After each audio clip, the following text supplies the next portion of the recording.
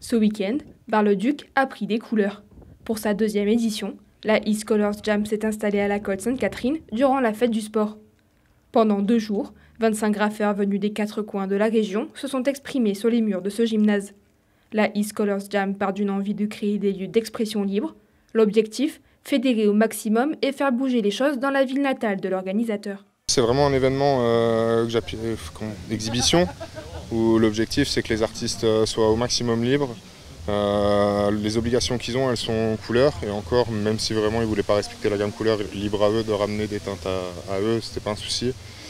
Et non, après la limite elle est assez simple, c'est pas de sexualité, pas de violence et pas de politique, et tout se porte très bien.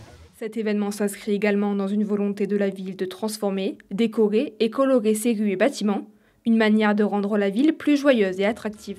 Il se trouve que depuis assez longtemps, j'avais envie de mettre en valeur le graphe sur Bar-le-Duc, la couleur en particulier. On a commencé avec le gymnase de la Fédération. Donc l'idée générale, c'est la couleur, bien sûr, c'est la gaieté, c'est redonner un peu d'éclat à tout ça. Et en ce qui concerne les 2 gymnases, c'est évidemment de rassembler des artistes, puisque là, on n'est pas sur de la décoration, hein, on est, comme pour les transformateurs, on est sur la mise en valeur du travail des artistes.